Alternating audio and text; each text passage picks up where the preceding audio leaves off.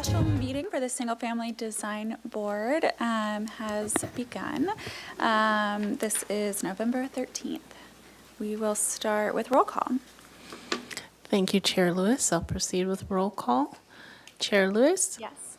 Board Member Graffiti? Yes. Board Member Moslahi? Yes. Board Member Sherry? Yes. We have quorum. All right, thank you. Next, we'll open for public comment. This is for general public comment. Thank you, Chair Lewis. I'll start with in-person public comment.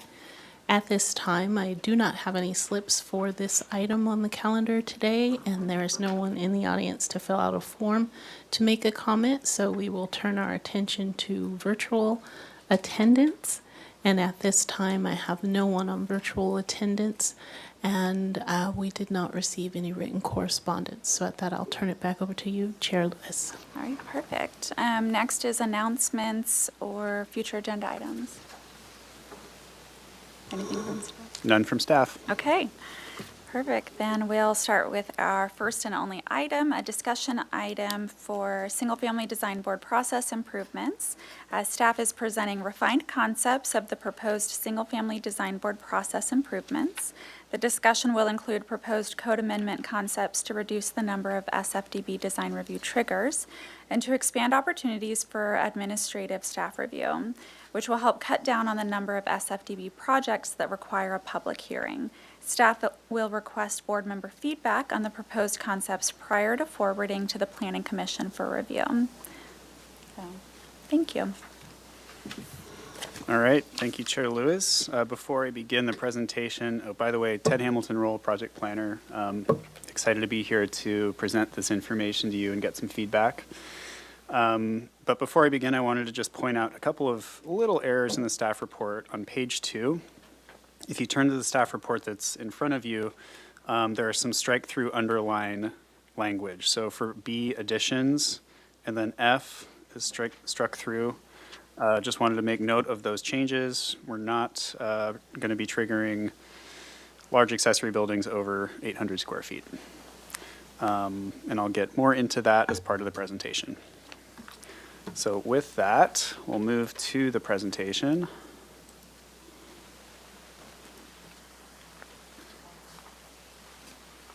Is it possible to get these on the monitors in front of us?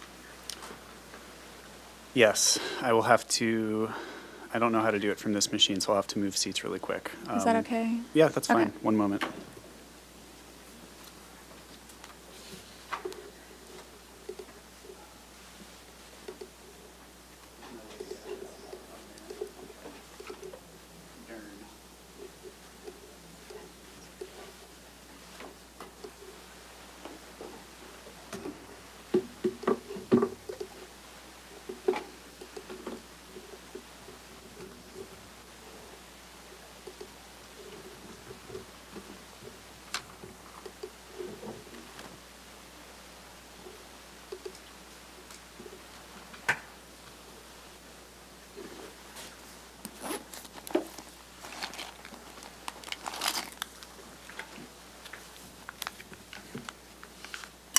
Look like our audience out here.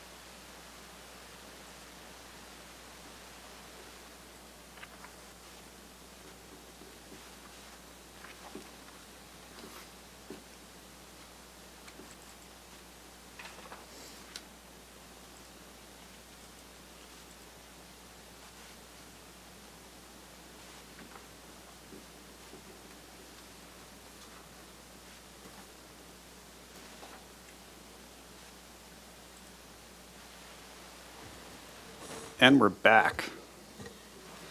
All right, thanks for your patience. All right, so like I said, I'm Ted Hamilton, Role Project Planner, and I'm here to introduce the refined code amendment concepts as part of the SFDB Process Improvements Project. And I really want to thank you all for being here for this special meeting. For today's discussion, we will start off with a recap of the goals for this project, then introduce refined code amendment concepts, including design review triggers, new development standards in Title 30 of the zoning ordinance, and proposed process improvements, including a change to final approval. At the end of the presentation, we'll request feedback on the proposed concepts. And now, Chair Lewis, I'd like to turn it over to you to open up public comment before we get into the presentation and discussion. Should public comment happen before the presentation? Yes. Okay, then we'll We'll do open that. up for public comment. Thank you, Chair Lewis. I'll start with in-person public comment. At this time, I do not have any slips for this particular item. If anyone wishes to make a comment, they may fill one out and bring it to me. I see no one in the audience to do so, so we will move on to virtual attendance. And at this time, we do not have anyone on virtual attendance for comment, and we did not receive any written correspondence. So at that, I'll turn it back over to you, Chair Lewis. All right, thank you.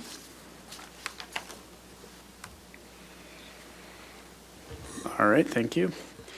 As a refresher, since it's been a while since we brought this project to this board, 3 of our project goals are to maintain a value-added process for single-unit development, reduce the number of agenda items at public hearings, and expand opportunities for administrative review and approval. To achieve these goals, we aim to amend the municipal code and reduce the number of projects that require SFDB review. Currently, SFDB sees about 3 times more applications than HLC and twice as many as ABR. We want to cut the number of SFDB projects in half to align more closely with the other 2 design review boards. We're aiming for a win-win scenario with this project. As part of the SFDB survey administered last year, we heard that the SFDB design review process adds time, money, and heartache to the permit process for single-family applicants and homeowners. Yet, we recognize the value that the process adds to the city's charm and architectural character. With careful recalibration of the SFDB design review triggers and other processes, we're confident that we can achieve both outcomes of reducing time, money, and heartache and maintaining Santa Barbara's charm. Moving into the design review triggers, a quick reminder about how design review triggers work. First, staff verifies if SFDB is triggered based on municipal code standards in Santa Barbara Municipal Code Section 22.69. Then if SFDB is triggered, staff determines the level of review, whether it goes to full board or consent, or whether it can be approved administratively by staff based on SFDB guidelines. And if SFDB is not triggered, then the applicant can submit a building permit application. The first trigger I'd like to present is new single-unit residence. Under current code, not all single-unit residences in the city require design review. That said, there are 5 SFDB triggers currently that capture a new single-unit residence, and to simplify things, we propose to condense them into 1 trigger. Currently, 1-story houses in the flatlands, that is not in Hillside Design District, and also not in a historic district, don't require any type of design review, unless they're meeting one of the other design review triggers. So we propose to add those new 1-story houses as design review triggers. We don't anticipate this being a major change to the SFDB workload, as there are fewer than 5 of these per year. And most of the new or redeveloped single-unit residences in the city trigger SFDB because they're in a special design district or because they're 2 or more stories tall. This new simplified trigger captures the same new houses that SFDB has always reviewed and allows us to let go of the blanket requirement for all alterations within a special design district or in a 2-story house to go to design review. The exception to this trigger is that demo rebuilds that match the original house are exempt from design review, and this would allow for streamlined rebuilds after disasters like fires, floods, or earthquakes. The proposed triggers for additions aren't changing too much. The first 2 currently exist. We're not proposing to change those. We are proposing to increase the threshold for additions in Hillside Design District from any size addition to 250 square feet. And outside that Hillside Design District, the threshold would be 500 square feet. The intent of these revised triggers is to capture all additions to second or higher stories while exempting small one-story additions. We heard during our public outreach that projects that propose to increase building height of a 2-story or 17-foot tall building should get design review because height can have an impact on neighborhood compatibility. Therefore, we propose a new design review trigger for alterations to 2-story buildings that increase the height. This could be an upper story remodel that increases plate height or changes the roof pitch from flat to hipped, or vice versa. This gets at both height and changes to the architectural style as well.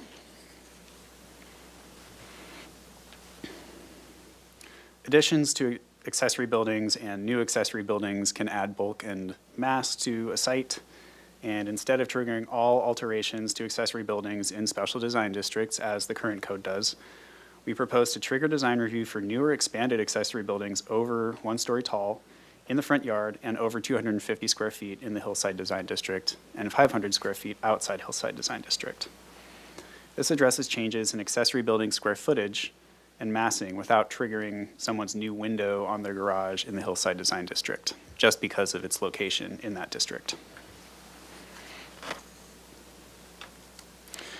This is another rarely used trigger, but we think it's valuable since it gets at SFDB's goal of regulating large development. The current trigger for houses over 4,000 square feet includes alterations. The proposed trigger eliminates alterations and only includes additions. We're keeping some of the existing design review triggers for grading, vegetation removal permits, alterations to approved landscape plans, and the trigger that prevents piecemealing of projects. The design review triggers on this list accounted for only a small percentage of all projects triggered between 2019 and 2022, and that's the data set that we reviewed. Nevertheless, we think that each serves a valuable purpose. We may come back later and make additional changes to these triggers in a phase 2 of this process improvement project. Now, in tandem with the proposed design review triggers, we're proposing a new set of development standards for single unit projects that will maintain oversight over alterations. When you cast a wide net, you catch some things you don't want to catch. This holds true for the current SFDB triggers, which require any exterior alterations in special design districts and on second or higher stories to go to design review. The result is that while we catch a lot of larger projects like new houses and second story additions, we also catch lots of small alterations projects, bycatch if you will. This results in almost half of SFDB's projects being for alterations only with no change to the square footage. At their March 21, 2024 meeting on this project, we presented this concept to the Planning Commission, and they directed staff to maintain a design review trigger for major alterations and to further define what we meant by a major alteration. This posed more of a challenge than we thought it would be, as it became evident that we weren't going to be able to define major alterations clearly enough or objectively enough so that the average person who's reading the municipal code could figure out if their project triggers SFDB review. This ordinance has to be written so that it's simple and objective to determine whether design review is required. Casting a wide net, as the current set of triggers does, fulfills the simplicity component, but also results in too many projects getting triggered. Therefore, we are proposing a set of development standards based on the single-family residence design guidelines to address alterations. They allow projects that meet them to go straight to the building permit phase without any kind of discretionary design review. The proposed standards are not intended to be prescriptive or restrict architectural creativity. Instead, they're taken directly from the SFDB guidelines and informed by feedback we heard during our public outreach efforts. They're common sense development standards based on the idea that additions and alterations should generally match the main house. And projects that request exceptions to the standards will still have a path forward through SFDB review. For example, here's some draft language related to materials for additions and alterations. Based on what we heard during public outreach, and particularly from current and former board members, additions and alterations should match the proposed architectural style of the building so that the result is a unified design style. This is a common sense design standard that staff reviews daily as part of plan check for accessory dwelling units, and we're proposing to apply it for additions and alterations to single unit projects. One of SFDB's goals, as stated in the guidelines, is to preserve pre-1925 Spanish architectural styles. To help achieve that goal, we propose to introduce a standard that prohibits removal of a mission tile roof and replacement with another material. The proposed standards also require that new tile roofs must use clay two-piece tile, not S-tile. Again, applicants may request an exception to the standard through SFDB. In addition to building materials, privacy was a big part of our conversations during public outreach. We heard broad support for requiring upper story decks to be at least 15 feet from interior lot lines and to require architectural side screening, such as planters, walls, or trellises, to be used for those that do not directly overlook adjacent properties. Projects proposing upper story decks that don't meet those standards may request an exception through SFDB.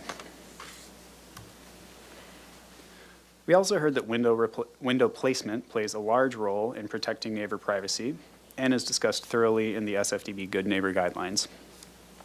To address this, we propose standards for upper story windows that minimize the potential for privacy impacts. The first standard is that upper story windows within 15 feet of an interior lot line shall either have a minimum sill height of 42 inches or that they shall be oriented toward the front and rear of the building. Again, exceptions to this standard can be requested through SFDB. This is one area where staff would particularly appreciate the board's feedback at the end of the presentation, and we'll come back to it. Along with new design review triggers and development standards, we're proposing improvements to the SFDB review process to simplify and streamline the permit process for single unit projects. One big change that we've already talked to you about and that will significantly cut down on the number of alterations-only projects at a public hearing, you know what I'm talking about if you've been on consent, is that minor zoning exceptions for fence and hedge height, increased height and setbacks, trash enclosure locations, and more will now be reviewed by the Community Development Director instead of automatically requiring a public hearing and a mailed notice with SFDB. During public outreach, we heard that MZEs tend to get rubber stamp approval and that the board rarely has comments or changes on them. To create flexibility in the process, we propose to allow MZEs to be scheduled on a SFDB public hearing agenda for comments only, then referred back to staff for a decision. The only exception to that rule would be interior lot line fences, hedges, and walls, which have historically been challenging for zoning staff to approve due to concerns about their impact on adjacent neighbors. Those interior lot line fences would require either neighbor sign-off or a public notice and hearing. We've already talked to you about this concept as well, and that is to change the FAR modification reviewed at Planning Commission into an FAR waiver reviewed at Design Review. This would eliminate the need for projects to go to Planning Commission, streamlining the process and keeping project size, bulk, and massing within SFDB's wheelhouse instead of punting it to a land use review body. Both SFDB and PC were supportive of this concept when we last reviewed it with them back in March. And as a reminder, FAR maximums apply only to lots under 15,000 square feet and developed with 2 stories. And also a reminder that an 800 square foot ADU would not trigger an FAR modification or waiver.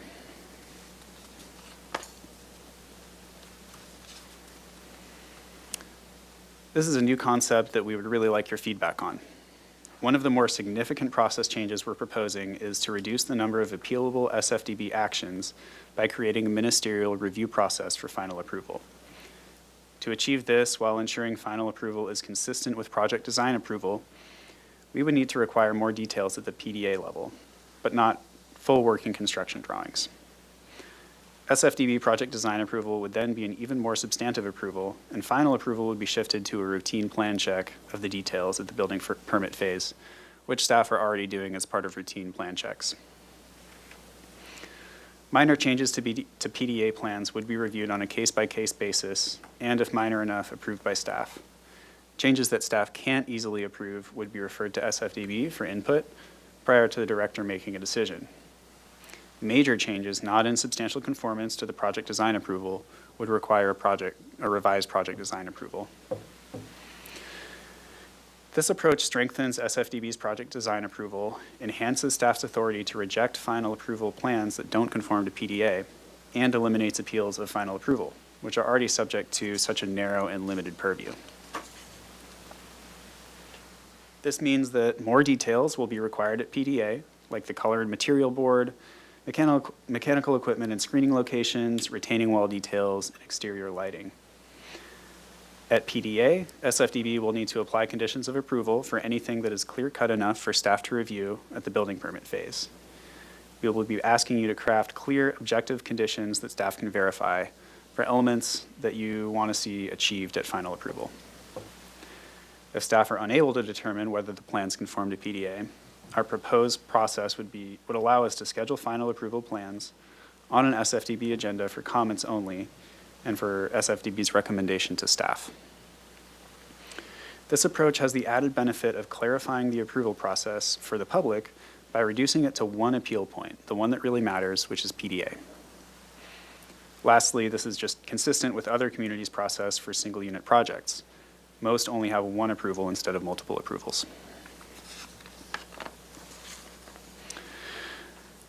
So that concludes my presentation. I have 2 slides of questions. I think there are about 7 in total. And then after we've had a little bit of discussion, we'll go through next steps and then conclude for the day. So I'd like to kick it off with question 1, going back to the design review triggers. Are we missing anything from the design review trigger list that you think should be included?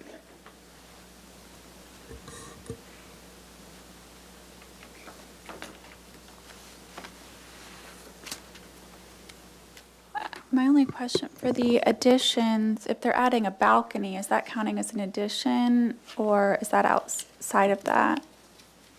Additions and balconies are treated treated as- differently, treated separately in the code. Okay. So we'd have Right. a development standard for upper story decks and balconies, saying they have to be a certain distance Right. from the lot line.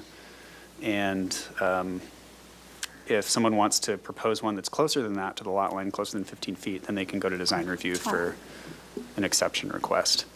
And I'll note that even if it is triggered for design review, a project like that might not necessarily rise to the level of full board or even consent. Right. If staff can admin approve it because of its screening or its location on the site, then we'll start at that level and then work our way up.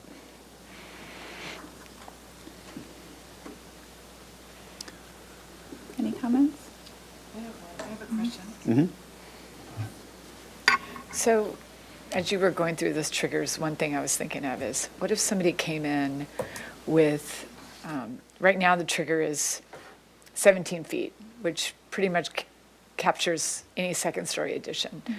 I mean, it does, because you can't possibly do a second-story addition less than 17 feet. But what if somebody came in with a second-story addition that was 100 square feet on the ground, square footage-wise, and it projected up to the second floor plate, and it was a wall of glass? That wouldn't trigger SFDB. If it doesn't meet that 250 square foot threshold for Hillside Design District, then it wouldn't. But any additions of any square footage at the second story would trigger design review. So I think, if I understand your question correctly, that specific project wouldn't require design review because it's not would not. Right. Because it's not adding square footage to the second story or above 17 feet. That's where I think that that the language needs to be more clear, because that's a loophole that somebody who wants to redesign their house into something that perhaps might not be compatible with the neighborhood. We don't govern style, which I'm happy that we don't, and in general, but right now those projects are being caught by the 17 feet that other neighbors are going to see because they're very visible. And if they were adding just a screen in front of their whole house, like let's say they were adding a screen and to block out all the windows from everybody, and turning their back on the neighborhood and creating a situation that was not neighborhood compatible with regards to being sensitive or open to just the neighbors in general. Like, I think that that's a loophole that could be, somebody might use, and all this, up until now, it's been caught by that 17 feet. Yeah, the other, oh, sorry. Do you wanna go? Well, with the alterations, I'm wondering if, right now, the only thing about an alteration is if it results in a change to the roof pitch. I do wonder if there's a limit on the scale of glazing that would limit that as well. That's the only thing that when I think through our styles,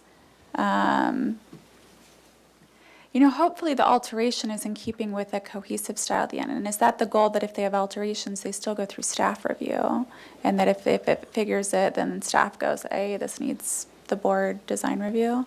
That's true. And Board Member Sherry, this is a new way of thinking for us. Yeah. So it is kind of a lot to wrap your head around.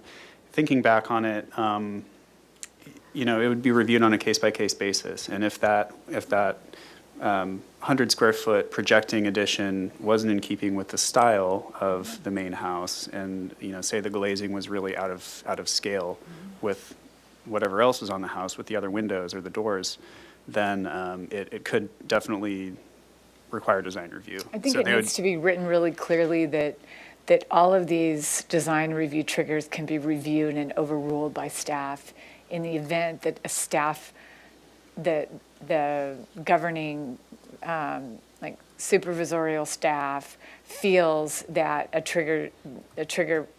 project should be triggered, that they reserve the right to require it to go to, because some people are going to take advantage of that.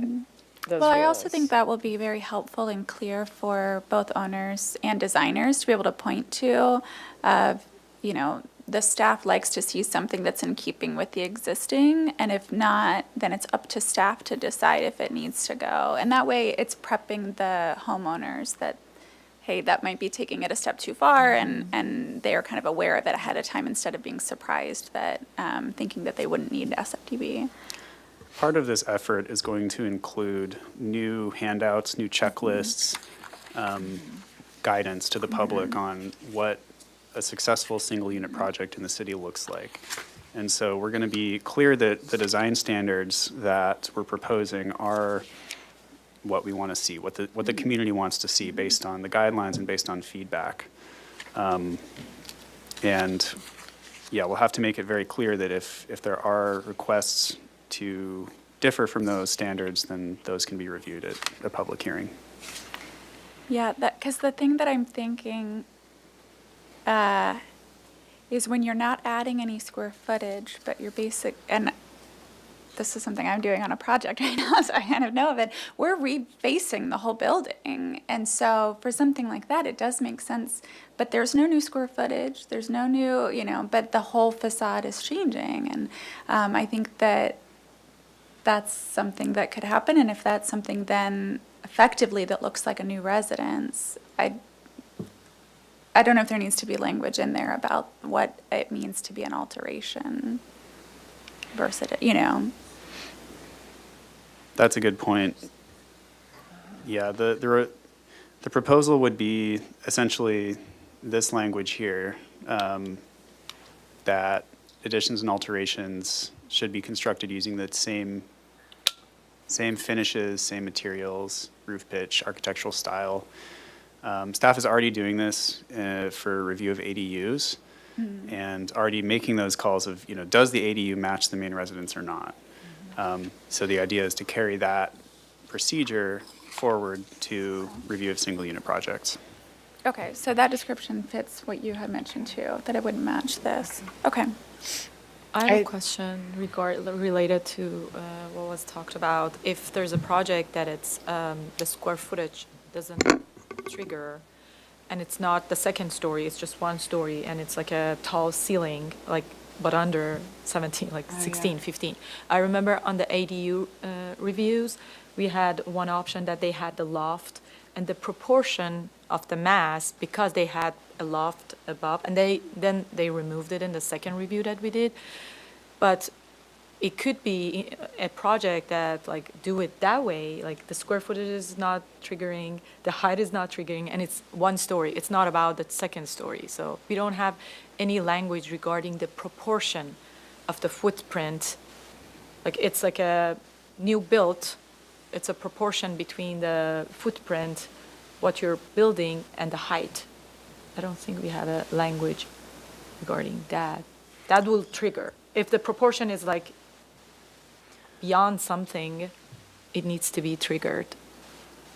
There is language in the SFDB guidelines regarding scale. Scale. I know where you're headed with that, though, and I think that's a good point for us to consider. Okay, so I'm hearing we need to consider scale of buildings and making sure that this standard requires folks to propose projects that are in keeping in terms of scale as well. And that this could potentially be a loophole for folks to get through. I was just going to add, going back to our first point around the square footage, I think when we had this conversation, I don't remember if it was earlier this year or last year, we had talked about that square footage not being visible. And we were talking about, is it 250? Is it 50? Throwing around other numbers. And I think it might have been board member Sherry who brought up it's not necessarily the square footage amount. It's because, again, 50 feet can still make an impact, but having that not be visible. So it sounds like we're still moving in the direction of it can be visible and in the front yard, which then I agree with the rest of the board. We should be adding more clarity around. As long as it The says trigger. something in there that staff can override Yeah. and has ultimate authority over what projects are are exempt and which ones are ultimately going to have to go to SFDB at some level, then I'm fine with that. I agree, actually, yeah, as long as that's very clear, because I think we've seen examples of that recently, actually, even something small. Yeah. I had another question too, if you're ready. You mentioned that on the page that says design review triggers not changing, and then there's 4 bullet points, and the first bullet point says grading permits, and there's 4 triggers: more than 50 cubic yards, more than 250 outside hillside, subdivision, and then the last one says grading on vacant lot. How much grading? I believe it's any square footage. Let's look at the actual trigger. That is somewhere here.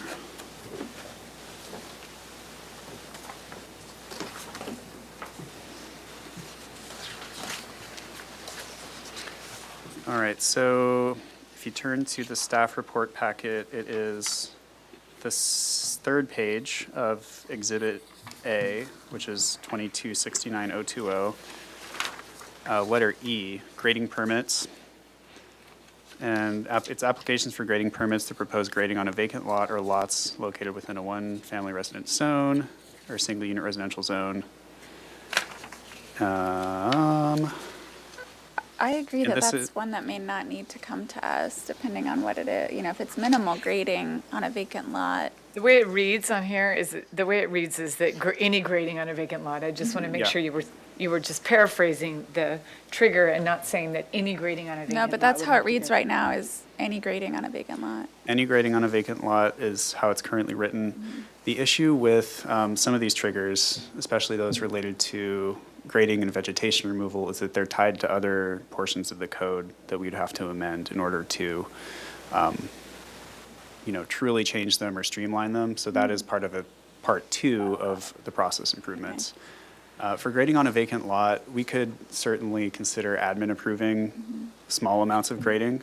If it does rise to the level of changing the topography or really having a potential scarring effect, or just negatively affecting the site, then we could certainly refer it to the board. I'm open to that. Yeah, I don't know how many projects we see that wouldn't Not hit many. another trigger Yeah. doing that, but not hitting another trigger, and, but so. Right, I think that trigger was only used maybe once between 2019 and 2022, and that was for a vegetation removal and slope restoration project. Okay, what's your next question for us?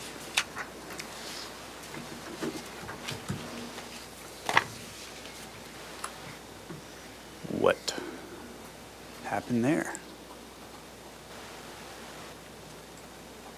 I hit the wrong button, apparently.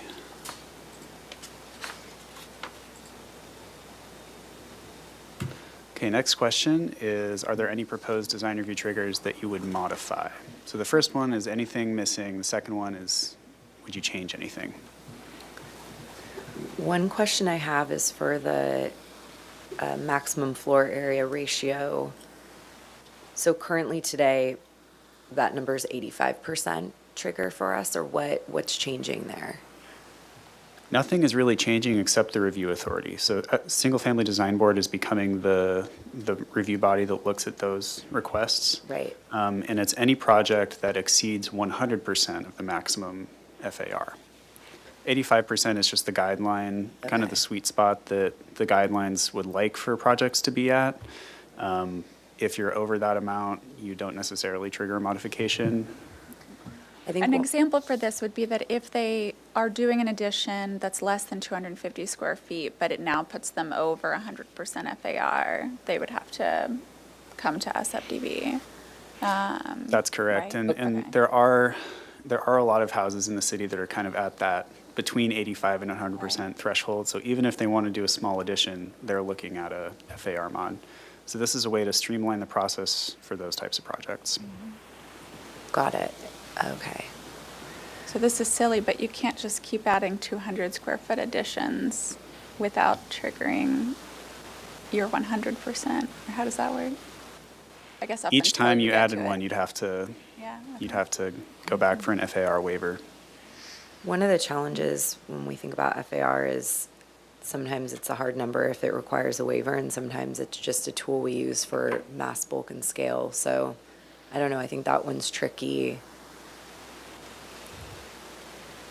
Yeah.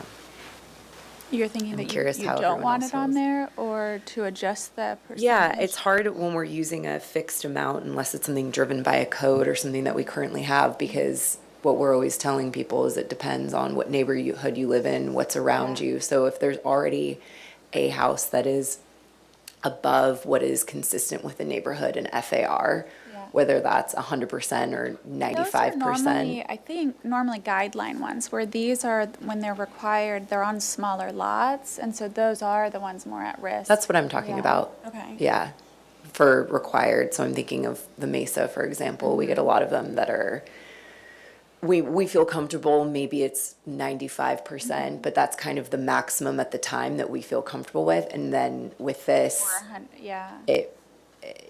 it would be at 100, but we might not feel that guideline or that requirement is okay. Like when they're coming through design review, it's already the max of what we feel comfortable with. We have a lot of projects that come in at 99 and it just doesn't make sense because of the bulk and scale, and it pushes down to 92 or something like that, and we find that to be appropriate, but kind of the maximum of what it would be. With this, if they added another 200 square feet, Right. it might be pushing it in a way that doesn't make sense. I don't know how many projects that would be. I'm just trying to. How did you guys land on this? Because you guys have been meeting as a committee, you've interviewed people, things like that. Right, and this is a current design review trigger. It's in 2269-020, it is C5, project requires a net floor area modification. So all we're proposing to do here is change it from a planning commission modification to an SFDB approval. An SFDB can take action on it and decide whether or not those improvements that push it past 100% FAR are appropriate or not. And if they're not, then the SFDB can recommend reducing the square footage and the FAR down to a more reasonable level. I think I might be confused then on what the change is. So you said before it is a planning commission review? Yeah, currently it's a zoning modification. Okay. And it's reviewed at planning commission. Okay. So And it so should- this would actually be bringing it to our board to review? Correct. Okay, okay. And we don't see that many of them. I don't believe this design review trigger was used at all during that 3-year period we looked at. You'd be seeing this maybe once a year. Okay.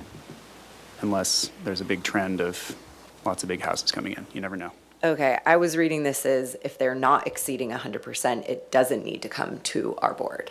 But this is just talking about if it's over 100%. If it's over Okay, 100%. got it. That's clear now. That And I was think the confusing. reason that you're not seeing them is because people don't want to go to planning commission.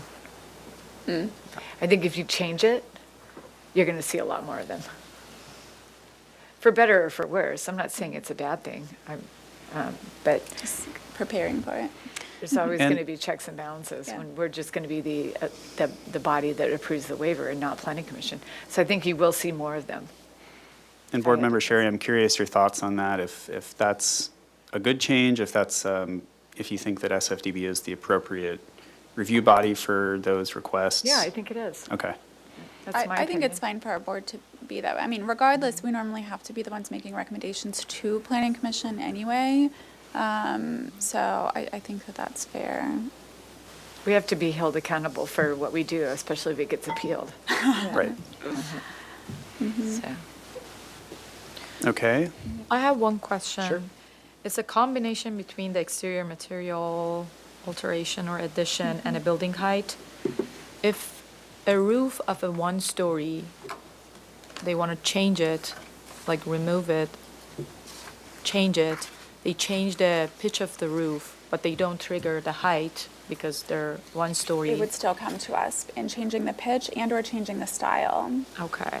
And it's, if even it's not within the 20 feet of the main building, like the number 1 of the exterior material, the first bullet point, if it's not even like within 20 feet of a main building, I think you're, So that's for looking at design, like what could staff review? So Just to she's looking clarify, at if- page if- 3 at the yeah. bottom, page Thank you. 3. exactly.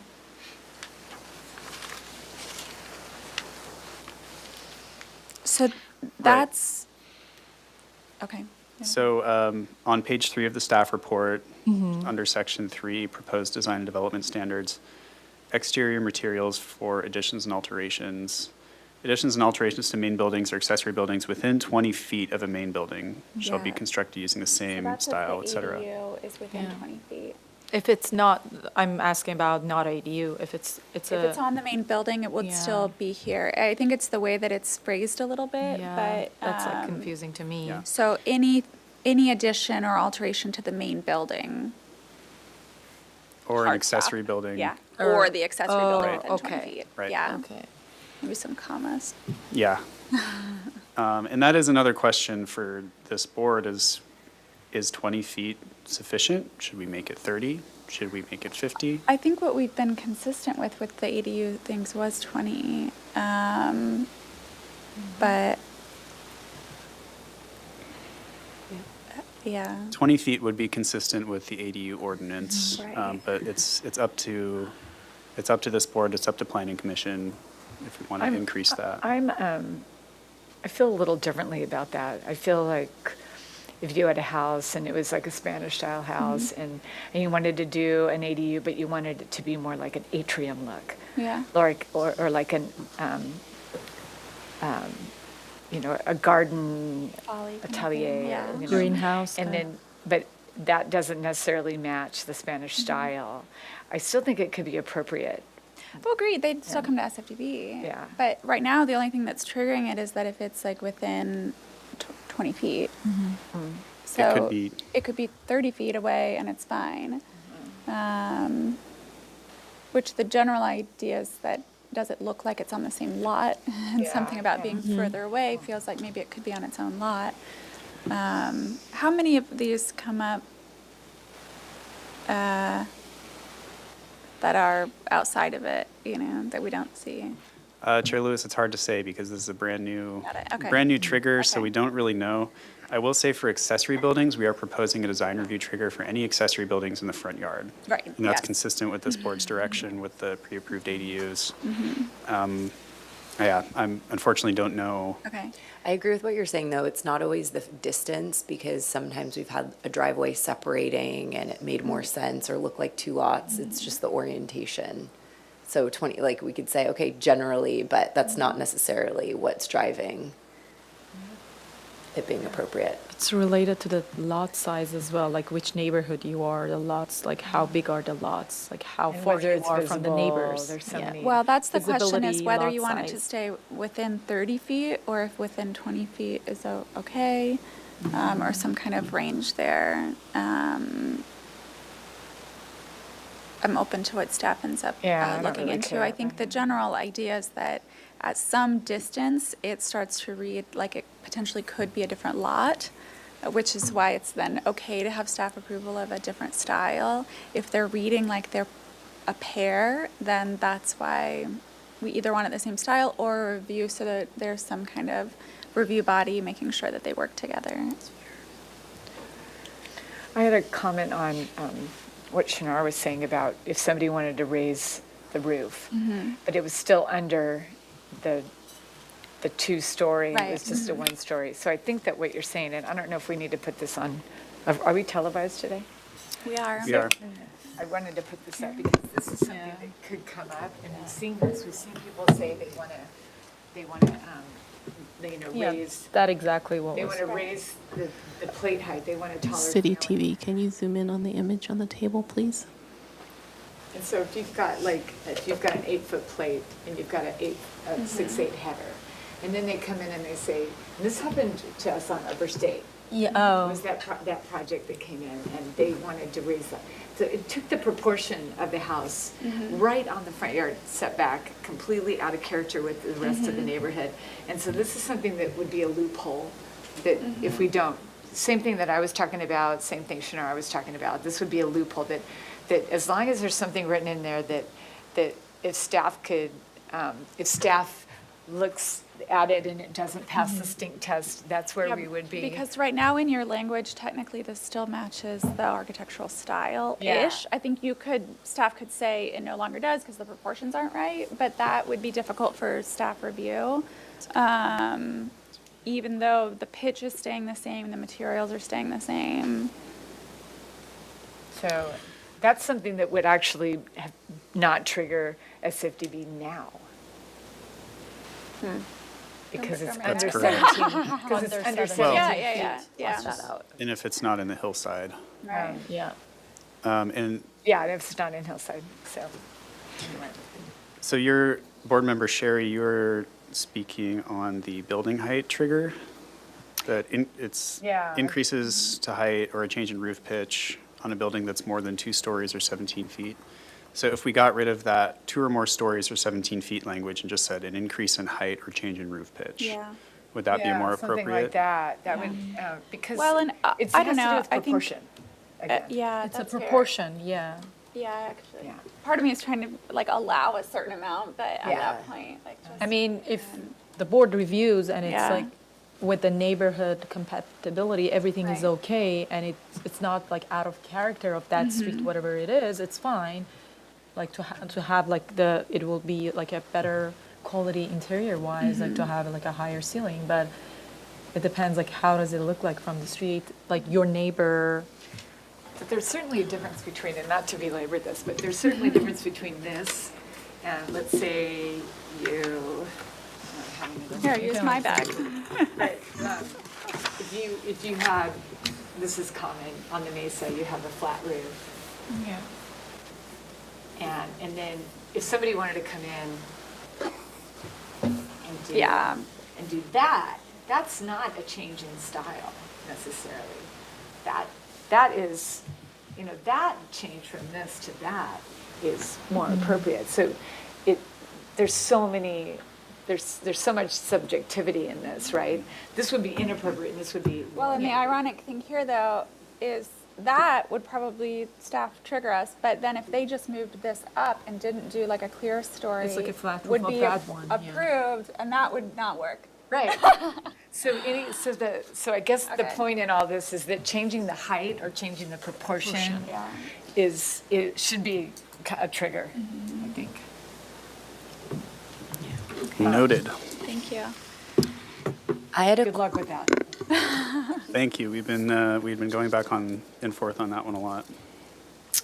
I had a question about the final approval, which I am in support generally Are there of. other questions first? I want to There make sure we go are. in his order, if that's okay. Oh, yeah, I was just going to ask about modification of the trigger, but Okay. yeah, that's fine.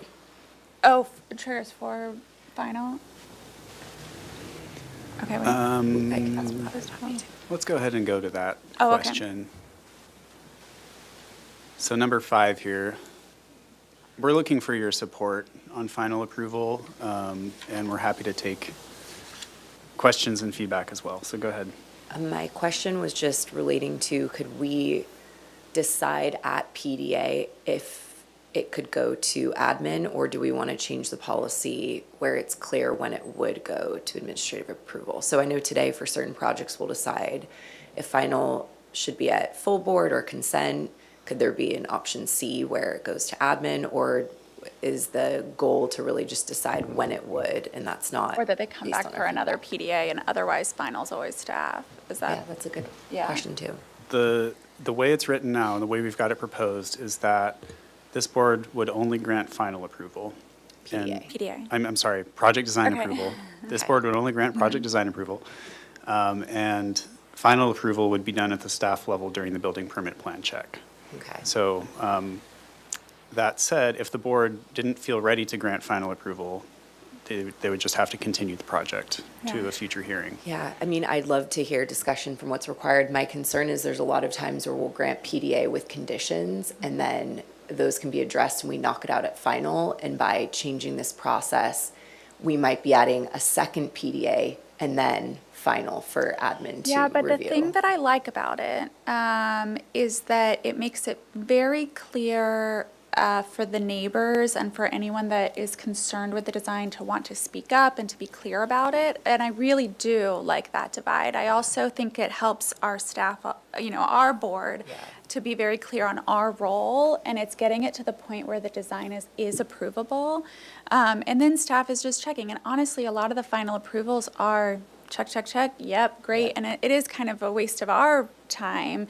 And I do think it'd be better for them to come back for a PDA if they want to change the design or alter it. And if, there are times where we're writing a lot of it, okay, pending it does this, and I think it's maybe not in the best interest for the board to do that anyway. And so instead, we're telling them, these are all the things you need to, get your project to a good place. It also makes it very clear to other entities, neighbors or concerned people of what is that final thing going to be. Yeah.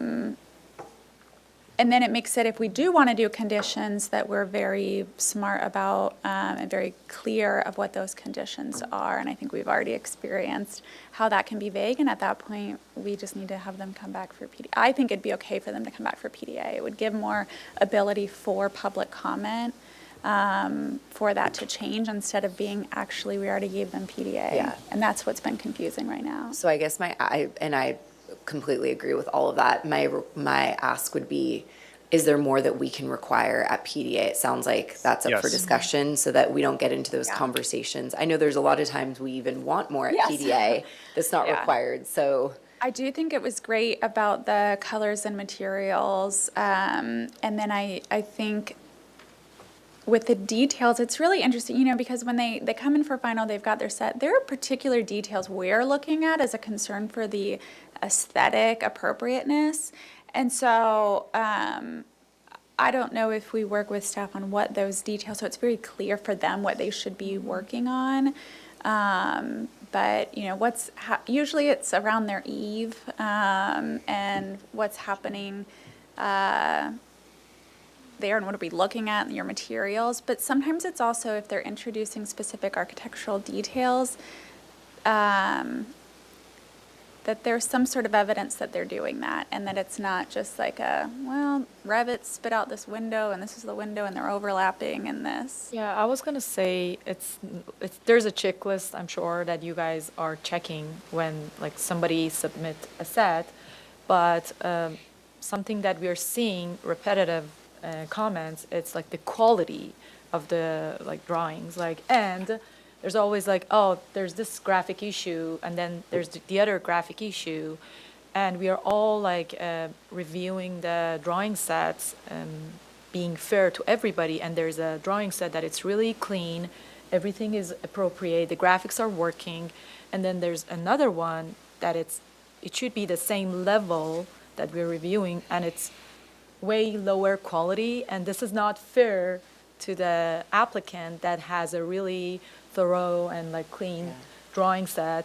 So like, for example, on elevations, like the windows are not like overlapping, and they're referring to like a software issue. So I think like that's like, along with the checklist that the staff is reviewing, to putting because like we're putting a date on SFDB, and they're coming and they're saying we have waited for 4 months to get on this board, but they have all this like drawing issues that will confuse the staff, the board, and we ask questions and we want it to be clean.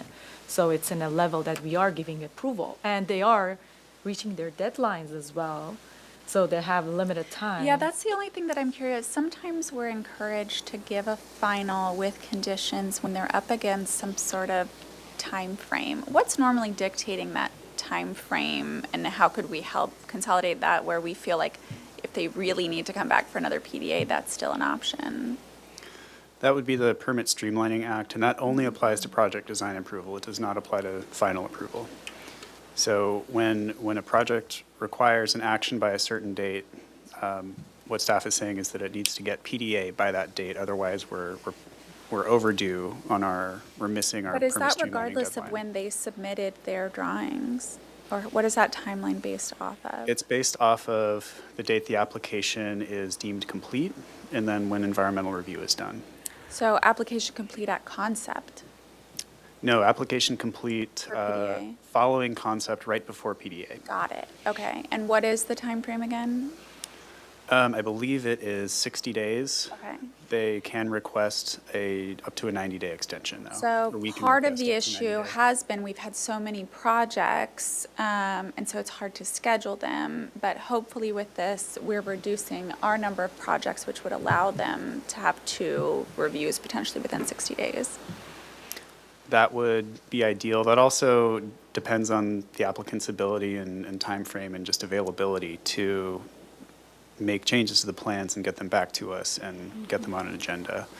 So we do see that this has the potential to really put us up against PSA timelines. That's something that we'll have to. So maybe the question then is, what counts as application completeness then? Because usually the projects that come in here that we really need another PDA, it feels like there's something in their drawing set that's not really conveying where it's at, or that, they didn't really take into consideration things from concept. I'm trying to think of other examples. Or that we've received a lot of public comment and we're trying to navigate how to resolve that. I have a question to tack on to that, if that's Sure. okay. Let's say we see a project and it's about to hit the 60-day, and we don't think maybe it's borderline, but we don't think it's ready for PDA. Can we ask the applicant on the spot if they're open to continuing it? If we're kind of leaning on it's probably going to get denied. I mean, I know that's complicated, but I would imagine if I were an applicant, I would want to have that option. Or is that something that they have to decide before? Or can we have that verbal interaction and move forward from there? That is something that should be decided with staff. Staff should be coordinating that ahead of the hearing. So we should be Okay. telling you, hey, this applicant requested and got, or staff requested and received a 90-day extension. Okay. to the PSA timelines for this project. So if that an didn't action is happen required and- by this date, so then we'd request that you continue this to a date certain within that timeline. Got it. But if they didn't do that and we feel like, okay, it's along the right lines, but not ready for PDA, then our hands are kind of tied and it needs to be, we need to move forward with rejecting PDA. You can approve with conditions, or deny at that Okay. point. Beg pardon my interruption through Chair Lewis and Project Planner Ted Hamilton Roll. I have Ellen Kokenda on who wants to make a comment. So Yes.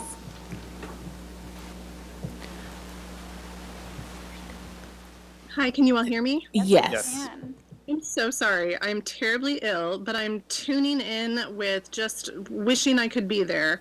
I just wanted to clarify that Permit Streamlining Act, we do have deadlines to make a project, like that the board has to make a decision.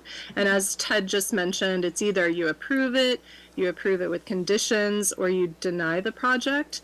And I have asked at a hearing, when it doesn't look like the SFDB can approve a project, it's in the applicant's best interest to grant or to request a one-time 90-day extension. So generally in those situations, I would ask for a quick recess. Staff can walk outside with the applicant and say, here's the deal. You can ask for a one-time 90-day extension, and this way you have a little bit of time. We'll still have to schedule your project within that 90 days to come back for a decision, but it gives you time.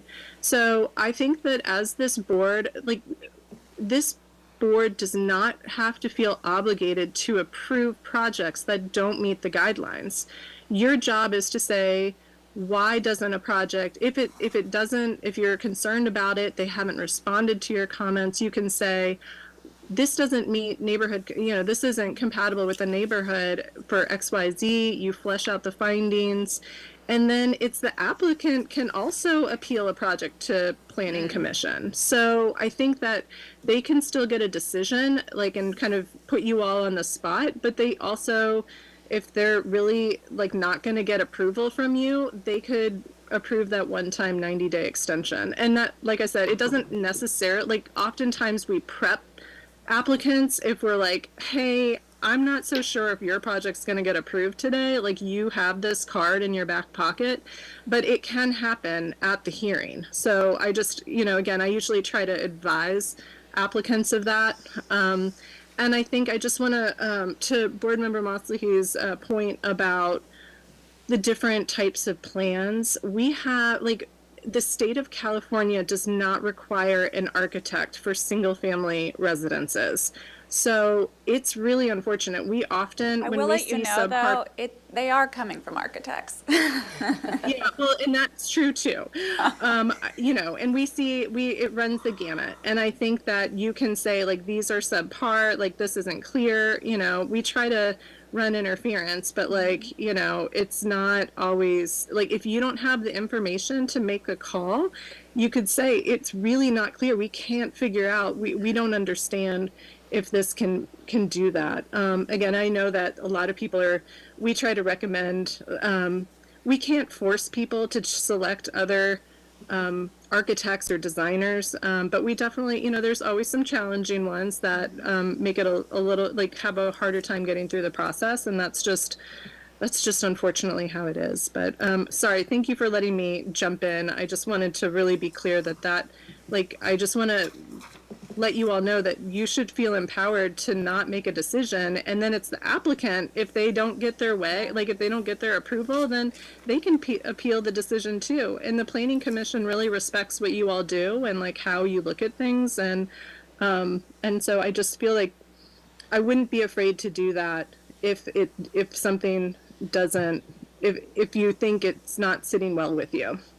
That's making me think about, it was usually an issue in that when we were reviewing the special ADUs, but that basically what we are approving are the elevations, not their rendering or sketch usually, or some kind of language in there, because oftentimes there's discrepancies. but I'm not sure. It might just be that we make that clear in our project design approval of what is actually being approved.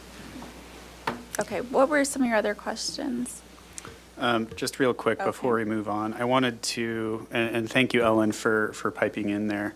I wanted to just mention that one outcome that we anticipate with this process change is that your PDAs will be much better quality in terms of the plans and the materials that are in front of you. It's going to require some front loading at concept review, asking for more more information up front. And staff are going to be, more kind of picky, or will have to be more kind of picky and give more scrutiny to PDA plans to look for those details as part of this. All right, let's move on to more questions. All right, let's take a look at number 3. What are your thoughts on the proposed development standards for alterations? And A, what is your opinion of the idea that additions and alterations within 20 feet of the main residence should match? I think that it's a good trigger that if they don't match, that they come to SFDB if they're within 20 feet. I'm even open if that number grows a little bit, knowing that 25 to 30 feet still feels like they're in the same property.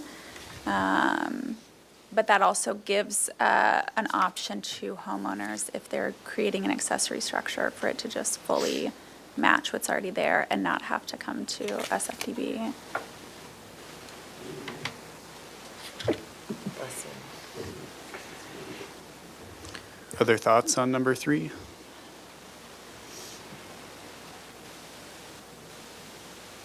I think the other material items that you list are in keeping with our guidelines, so I'm okay with that. About the clay tile roof, about the non-reflective roofing, about the skylights.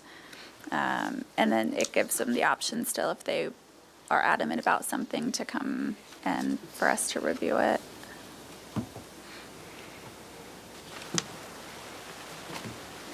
Okay, very good. Shall I move on to number 4? Okay. Any concerns or suggestions for improvements to the privacy standards for upper story decks and windows? So as a reminder, that says if they're under 20 square feet and 15 feet away, they can get staff approval. That's correct. They wouldn't require discretionary design review. My only other thing, though, would be making sure that that the upper story is clarified. We've seen some that are essentially roof decks, and I feel like those should still come to the board. So if they extend past, if they're a part of the second story, I think that works. I think the other one starts to need review. One thing I didn't include in this presentation is that roof decks would not be subject to, basically, roof decks would have to get design review at some level, okay. whether it's admin because they're, well inside a large lot and they're not affecting anybody, or if they're, proposed right at a setback line and do have potential neighborhood concerns. We heard a lot about roof decks in our public outreach and don't want to exempt those from design review. Should we also mention, though, with these decks, or I guess my question, if any of these decks are on the front yard, do those still come to SFDB, or does that meet these requirements to not? Because they talk about interior lot lines. The SFDB guidelines encourage decks to be Right. facing the front. So that our thinking was that we would just require design review for those along an interior lot line, not necessarily a front lot line. But if that is a concern, we can take that under consideration. I guess it's maybe then more a question of if it changes the style of the house. Because it's more that you're adding this large entity to the front of the house, where I'm less concerned.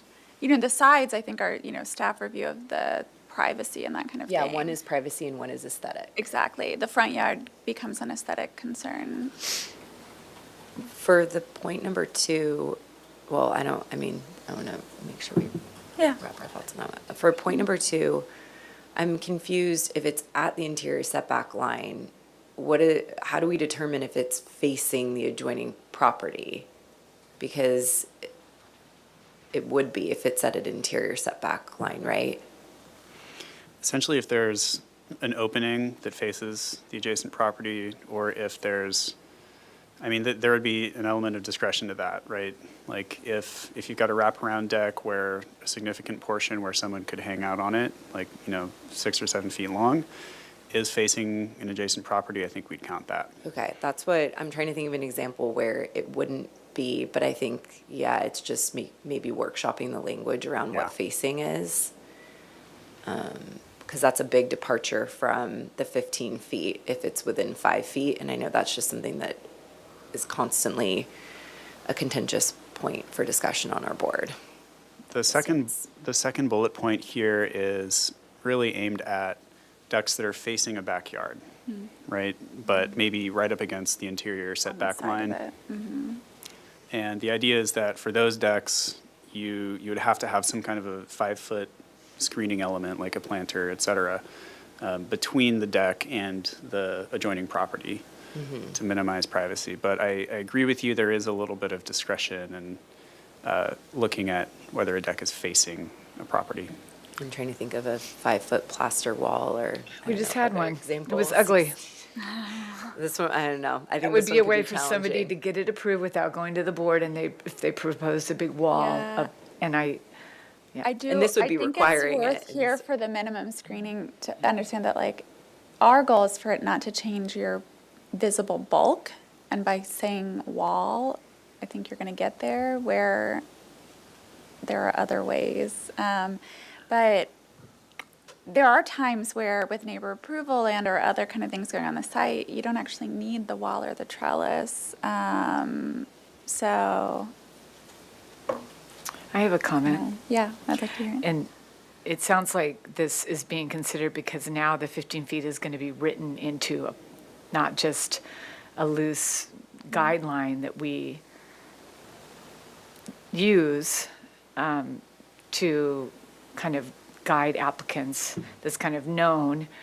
It sounds like it's being discussed to be part of a new, not just a guideline, but not just a policy. For staff approval, we could still approve something outside of it, but this is for staff approval. Yeah, I think this whole page is, how do I put this? It's putting a lot of faith in an applicant coming up with a good design to meet a requirement to avoid the trigger. And I don't think we should go there. I think we should continue to have the privacy issue, the 15 feet, or 12 or 13 or 14 as a loose guideline, especially with some of the adjacent properties with the house being on the other side of the house with the big tree. There's so many factors that affect privacy, and you guys have heard me say this before, I hate to see architecture being dictated by privacy issues, especially when it comes to, and we haven't even discussed this issue, is sill height. I have a real I know, problem yeah, with I'm that. saying.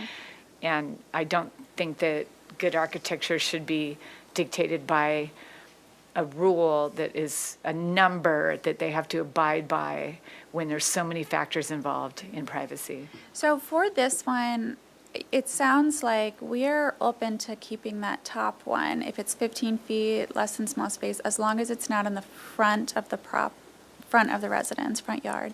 The second one, it sounds like there's some consensus that that one may still want design review and not be staff approved. If it's within 15 feet from the interior. And Chair Lewis, to clarify your point about the first bullet point, should front yard decks, upper story decks require design review then? I think so. Okay. So can you just clarify for me, the 2 bullet points are triggers? They are design standards, and if someone wants to design outside those standards, they can come to SFDB.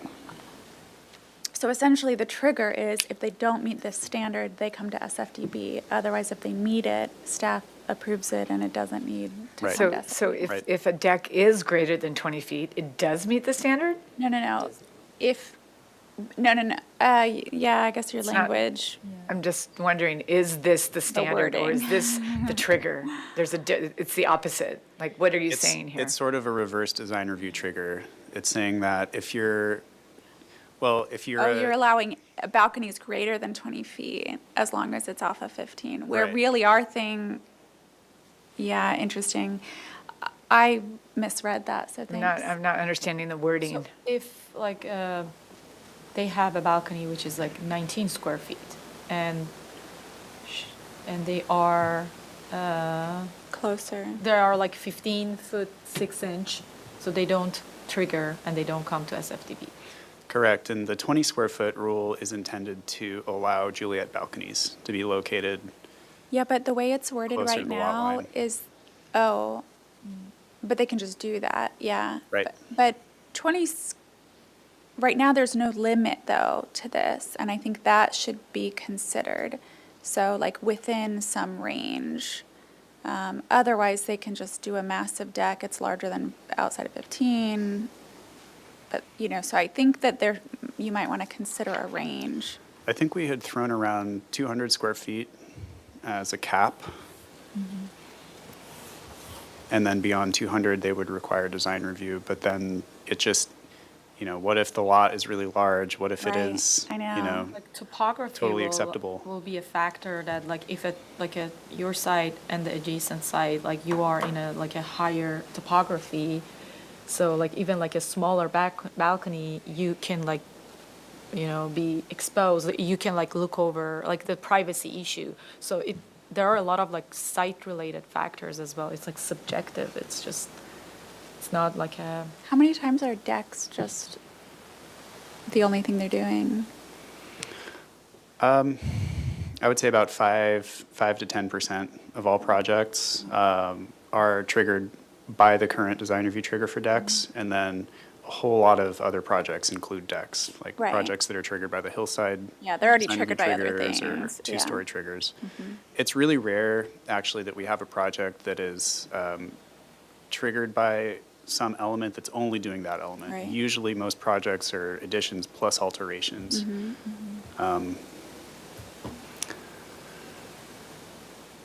So it could be that even though, a deck is part of the project, there's another element that's the design review trigger, and we'd be looking at the whole thing if that's the case.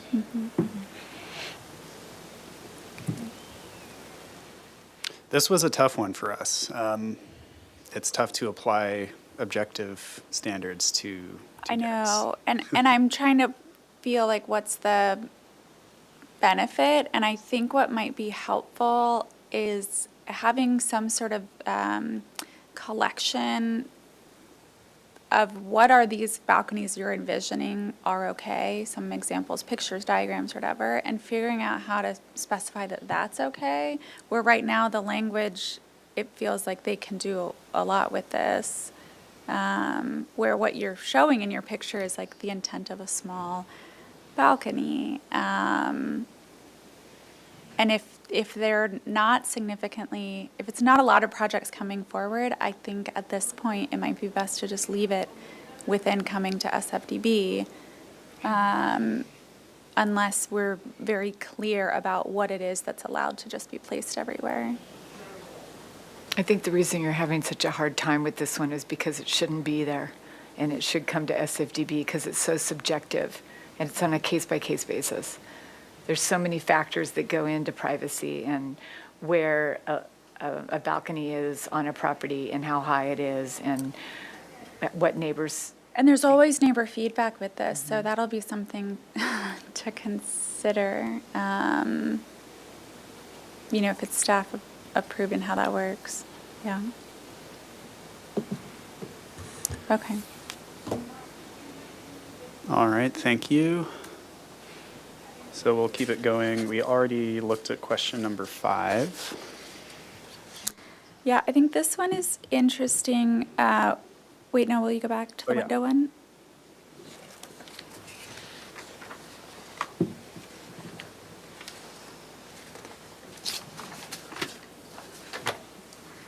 With the window thing, one of the ones that comes to mind is there's not like a size of the window. And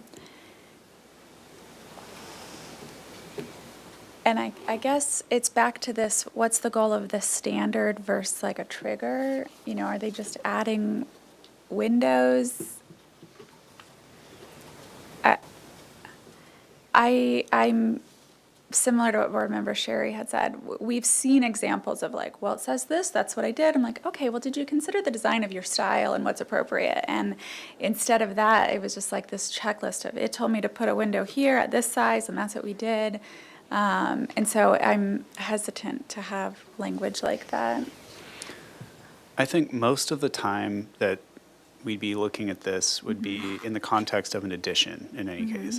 It's not that common that we get projects that just want to expand window openings. Yeah. It's more common that they're associated with additions or other alterations Then what's the point of having it? to try to address privacy concerns by having that 42-inch sill height and just orienting them away from interior lot lines. And is this better than a guideline that says, you know, the goal is to consider blah, blah, blah? Because this is not It's- staff approval. This is still something that would come to SFDB. This is a design standard. So either But if they have an applicants could- addition, so this is for like a small addition under a certain square footage. let's say they're just, like someone's just doing window replacement and enlargement. Like they're taking old windows along a side elevation and putting in new big glass windows, right? If they're changing the size of those, it starts to change the style. Right. So that's one reason why the 42-inch sill height could help.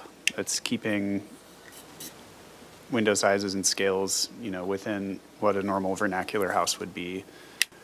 But if you're doing that on I suppose on a modern house with larger, Again, there's windows. so many factors that Yeah. are gonna, you're potentially encouraging bad design by That's what I creating worry. a number and a checklist that somebody checks off just to get approval, and it's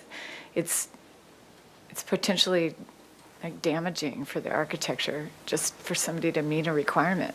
Like that 30-degree thing, I don't understand that at all. I think it's from the neighbor, like that 30-degree, like the, it's measured perpendicularly to the lot line, so, Yeah, but now you're telling them to tilt your building, or create a little like lip in it. bay which window may type not- thing, yeah. which, yeah. This is another one of those, well, Yeah. also it would have been helpful or interesting to know data of how many of these we see or it impacts, just so we know where we're spending time. But I would imagine this would be a lot, and it seems like this is just really subjective. Yeah, and I'm not sure that it's beneficial to like the designers and the homeowners. I think instead it's letting them know what the goal of the privacy standard is and letting them be creative and design what that option is. Yeah, good neighbor policy Right. on just, that's already in our design guidelines, is a good neighbor policy for privacy. I think somewhere in there it is. It's got to be in there. And I think anything above that is dangerous. There is a whole suite of window placement guidelines in the Good Neighbor Guidelines that this is sort of based off of. I understand your point about keeping it in the guidelines. yeah, we spend a lot of time talking about like the side elevations with the neighbor, and because of like all the limitations or they gone through the checklist and ended up with a not good design, we're asking, what is the landscape proposed to just cover that? Yeah. And it's like it's a repetitive comment and they are coming back for that. So I think that good neighbor guidelines might be much more helpful than just like doing the checklist. I agree. Okay. Is there a better way to capture those window projects? Like, is there a trigger, a design review trigger that you would recommend or suggest for those upper story windows? I think if they're wanting to change the scale of their windows, I'd be open to a certain percentage of that scaling that could be done by staff review if they're keeping their proportions and just increasing it a slight bit. But otherwise, I think it changes the design language and needs to be considered like a new project. I think it's safe to give them a slight range so that, hey, these windows were this proportion and what I can buy is 1 inch wider. Great, they don't need to come here. But some of the historic homes, they do have a low sill height, and that's appropriate and it's beautiful. And then all of a sudden having new ones sit higher feels weird, and that's what makes it nervous. Or, hey, they said 42, but the other one where it sits, it doesn't need to, and now all of a sudden they don't align on your second story because only on the inside they have to be here, and it starts to be weird. Is the concern that you've got projects where the upper story, they're just replacing windows? Like I said, there aren't too many of them. Yeah. It's mostly associated with an addition or other alterations. Yeah. I mean, I'm curious of giving like if they've increased 10% or 5% or something, they could be staff approved if they're the same location, just scaled. But otherwise, it is changing the design of the house. I think that this whole conversation should not be happening. Well, I think the concern is that, okay, I have single pane glass, I don't have a historic home, I want to replace my windows with environmentally friendly windows. What can I do without having to go through the design review process? And I think if that's the case, they need to be matching the existing aesthetic that was already approved. But I'm open to giving a range that is within staff approval if those don't exactly match. But I think otherwise you start getting into, it does have an impact on staff, and that's why they come to SFDP. What is it today if somebody wants to replace their windows with essentially the same window? Are we reviewing that? In Hillside, we are. Okay, so if they're identical windows, okay. In Hillside or on an upper story, or on a house that's over 4,000 square feet, that's what you look at today. Okay, But most of so- the time, those are staff level approvals that those just get approved by zoning staff at a building permit because they meet the administrative approval standards. Even if they relocate some of them? Even if they're relocated or new openings, by and large, those get administratively approved. I think the goal with these privacy standards is just to catch the really egregious things and prevent those.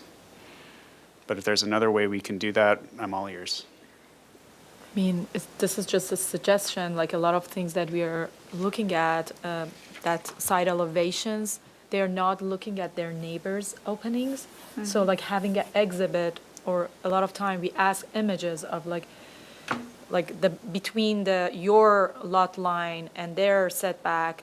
So if there's an exhibit that, like, if there's a condition like that, we require maybe like from the first time that they come for the concept, usually we ask something that show us like how when you put this window here, how does it react to the window of your neighbor?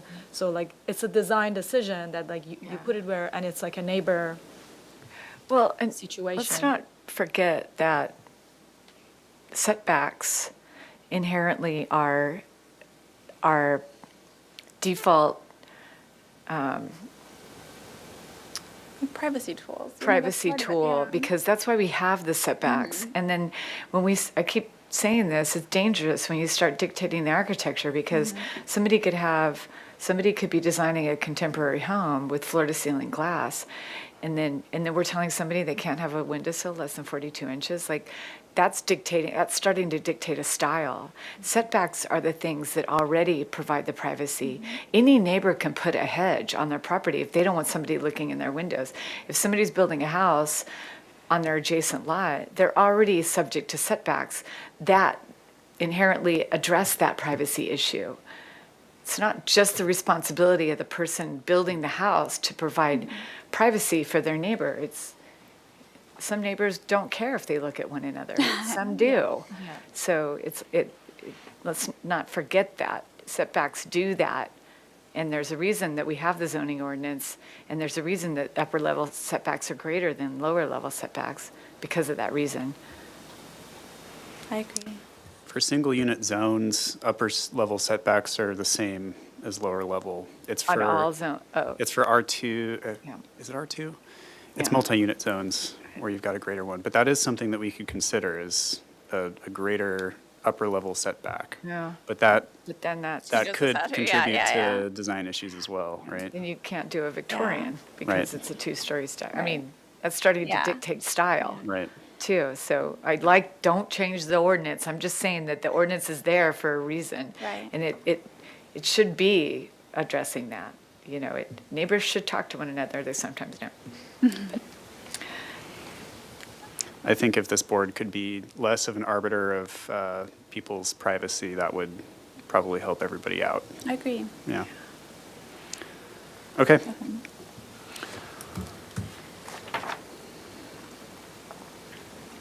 All right, we already talked about final approval, and then I just have two more questions. 6, what level of plan details should be required for project design approval? And I want to preface this with a note that, we've had these conversations internally at the staff level about what are working construction drawings, and are those really necessary for design review final approval? And by and large, we think no, they're appropriate for building permit approval, but there are certain elements of those working drawings that need to be included for a design review approval, so that you can verify that the proposed project is in fact going to be built out to meet the style that they say they're going to meet. Yeah, it's interesting. Sometimes with these, if they don't yet have the details, I'm open to seeing a precedent photo. Like, this is our design intent for what this is going to look like. And I think that that would be quite easy on the design team and our homeowner, and allows a clear thing of what the final approval is going to look at. And or showing us a detail of things. But that way they're able to be like, I'm replicating this image of how the roof is meeting this. This is the kind of railing I'm, design intent. It might vary slightly. And having those photos, I think, is going to be the easiest sometimes, for them to prepare and for us to look at. Photos or details. Right. And definitely a color material board. And then I think we're good. Yeah. And then let staff do the final ministerial approval. I feel like we should pull up the PDA checklist and the final checklist to see. I have some questions about this final checklist. I do have, I gave each of you a final checklist. Yeah, and I think it's lacking in the detail area. Just, I have some comments on it when we're ready to talk about that. I think we're ready. We're ready. I think that there's nothing in the final approval checklist that says architectural details.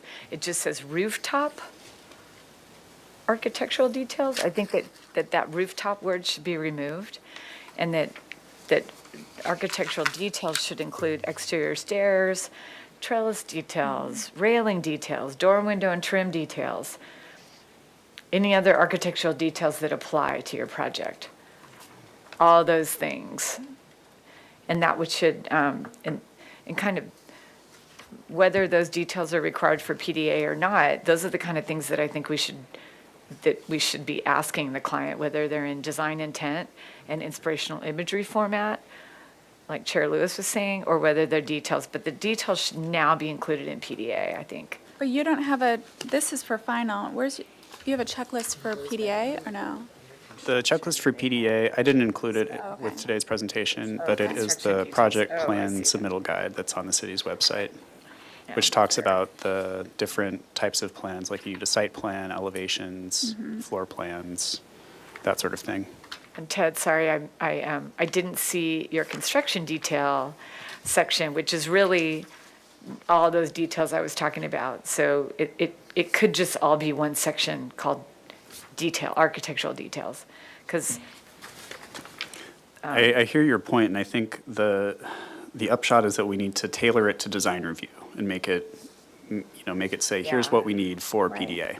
Yeah, and then just rooftop architectural details is kind of weird. I don't know if that needs to be in there, like it just could be a section called details. And everything could go underneath that. Thank you for pointing that out, I missed it completely. Didn't even I see that. thought those were included, but I don't have it in front of me. Oh, yeah, I do. Here it is. And, it's interesting, for the colored material boards, I don't know that we need, like, inventory numbers and things. It's more like to match whatever it is that they're then showing us.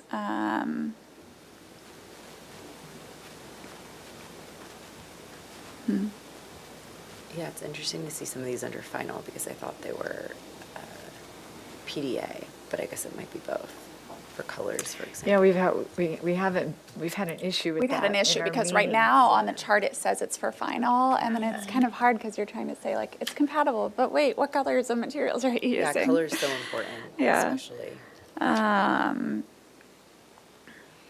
Yeah, I think especially, like what you've got under landscape, like we'll want to see the paving materials I think species, and the plants, yeah. sizes. I don't think we really need to see the irrigation. Do we still have to make, there's a finding right now for the grading findings that get a little specific to engineering that we are not professionals for. Is that still part of the findings? That is proposed to be removed. I think you're Okay. referring to the finding about siltation and water quality. Yes. Right, yeah. Okay. What that's about the public health, safety, and welfare one? Also proposed to be removed, yeah. Okay. We wanted to focus today's discussion on the Well, triggers. it's just about and- what would need to be required if we have to make those findings. So if we don't have to make them findings, great. And I think that we could further review the differences between concept, PDA, and final checklists, because I have some comments, maybe not for today, about some things that should be in an initial concept review that we continually don't see, like adjacent properties. Yes. Yeah. And so that there, and my office is always asking me where to find the checklists, Right. and there aren't all It's the not very checklists that we clear. need. We have our own. We created our own in our office, but it would be nice if not everybody's going to do that when they come here. We should have that. The city should have that. So is the intention today to go through and finalize these, or can we continue the discussion on that? That'll be a later discussion, Okay. but I'd love to have this board's feedback on that and workshop that later on. Okay, great. One question related to the color and material boards. So this is for final, but a lot of time at concept, we ask that for the PDA, they bring their material board. Either it's going to the full board again or consent. And sometimes like there are digital material boards that are not good quality. So we ask for physical ones. Is this something that needs to be like just like at the final and we're asking early, but like we can't decide without seeing that? And like I don't know exactly, it's our is it okay to ask for the physical if their quality are not? Absolutely. Yeah? Board Member Mosley, So it's, why it's in the final here? that's because it is just a final approval requirement. But if this board needs that information to grant PDA, and if these changes as proposed go through, then they will, and you will, then you can certainly ask for it at the concept level even.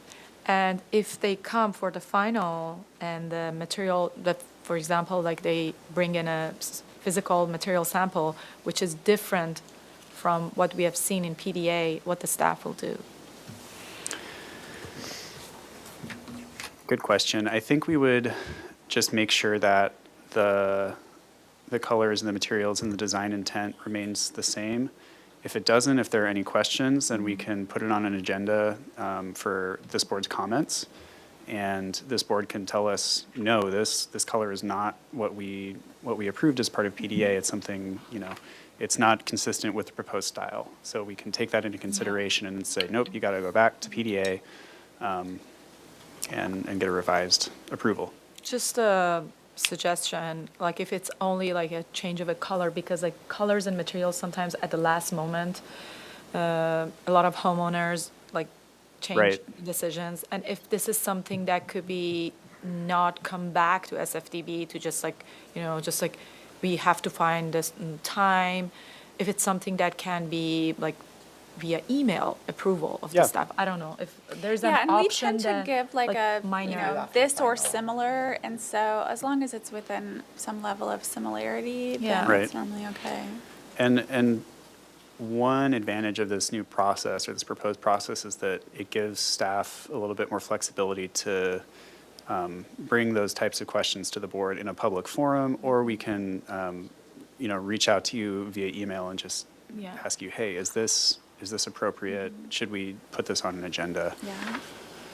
Yeah, our goal is to make this process faster for the public as well. Right. Just not to just, for just minor item, go back to the, like, 3 months wait, so, Yeah. okay. Are thank we you. proposing any changes to review after final approval? Because I know we see a bit of Yes. those as well. Those will be, shoot, I wish I had the draft code language. I'm not super prepared to talk about that right now, but Okay. essentially it'll be similar to how we would handle final approval. It would be ministerial. Yeah.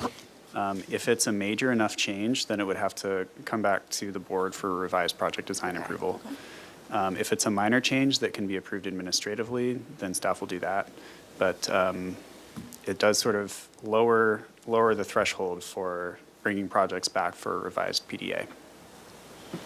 I'm okay with that. I'm just trying to think of the things that I review, especially at consent, that, when is the review really needed and when Yeah. sometimes is it less, or could it be more objectively approved or denied by staff? So that was one of them. Okay, and shall we move on to question 7? All right, anything that we didn't discuss that you'd like to comment on? I had one comment that I know you don't want to talk about today, and it's not the right place, but I noticed that when I went to HLC and they were reading the conditions of approval, they didn't have to read every word. Can you say more about that? They didn't have to read every, Word like we have to. You Oh, know the how, You know how I findings? feel about that. We don't say have to, it's more They not only language. didn't embellish like we've been asked to do, but they did not read every word. Like, I just wanted to point that out. I was pleasantly surprised that they didn't have to do that, but then I just was wondering why it's not being enforced through all the design review committees the same. You might want to look at that. thanks for that, we'll look into that. And it would, and of course, you know how I feel about not wanting to have to read. It adds so much time to Well, meetings. I will say, the new findings that we're proposing are a lot shorter. Okay. So it That's should make your great. job a lot easier and more straightforward. That's the goal. I don't mind reading them, but I would like them shorter because I think one of the things that's nice about them is that it helps solidify things that we were hesitant about to the applicant as to like why we can't give them an approval or why we needed it, of this kind of like, see, this is what we have to recognize. But I I don't think totally they need to agree. be as long. And then I think one thing that will be interesting next is really our recommended drawings for concept and for PDA. to really help streamline, because there are certain ones that I've noticed that helps us make those findings a lot easier, and would be, one of them is that street silhouette. It doesn't have to be super advanced or anything like that, but it is hugely beneficial if they're making changes to, the height or how close or that kind of context. Another thing, and part of it is not necessarily requirements, but things that are beneficial, especially if they have the bandwidth to do it. And that is like one colorized elevation and or sketch or rendering is hugely beneficial. I don't think it has to be a requirement, but it definitely helps this process move faster when we see that. I think, yeah, I agree. And I think the changes out of all of these to moving away from our board reviewing final approval is going to be felt the most in terms of number of projects, applicant pain in terms of how long it is. But I agree, that means we just have to tighten up concepts and PDAs so much more, and even like the language that we're giving, and it'll be an adjustment. But the more that the applicants can do to provide that, the faster it could potentially go for them. Yeah, the only thing I'm curious is what we do have a number of projects that come in for PDA and final together, and we feel like they're ready for it, and it helps them go faster in submitting to the building permit. So what is that timeline then if they get PDA? How long is that? If they already have everything they would need for final, can they the next day submit to staff, or like what does that process then look like for them? Effectively, what we're trying to do is make the project design approval kind of a combined PDA and final. So Okay. it would be the same case if they were to get PDA and final in the same hearing, and then just submit to the building permit after the 10-day appeal period. Okay. So they still have that option to bring both to our board at once. They would only be bringing project design approval. Final approval would still be handled at the staff level, but at that point, it would just be basically checking off, do they have the right details, and do they match PDA? And to But do Chair you Lewis's question, anticipate yeah, that's like what a- kind of a lag could that be? Right. There wouldn't be a lag, because it would be the same as the regular building permit process. They would just submit their building permit application, and then staff would. And through that, they would, Through the got it, building permit great, okay. process, staff okay. would be looking at it. Okay. So it's not adding a step, it's sort of integrating final approval with the building permit Great, review. okay. That's great. Okay. All right. Any other questions, comments about anything? I think one thing that would be helpful then, like the confusing thing as the architect, when you see the final approval checklist then, is that this is its own set. And it really no longer is then. It will be approved as a part of the building permit process, and that you're Right. looking at these things. Where I know as a architect, sometimes I'm looking, okay, I've got this, planning only really needs to see this, building needs to see this, we're gonna add a few more sheets here, they don't need that. And so I think some kind of explicit language to them that just make sure these are included in your building set, and it will make it back to us, I think would be beneficial. I Yeah. think as part of this, we're going to have to create Okay, brand-new checklists for SFDB that are likely going to be separate from the other design review bodies. okay. All right, well, so next steps for this project. We're going to hopefully be moving pretty quickly from this point on. And I sent an email to the board yesterday requesting your written comments on this, if you'd like to give any, by November 27th.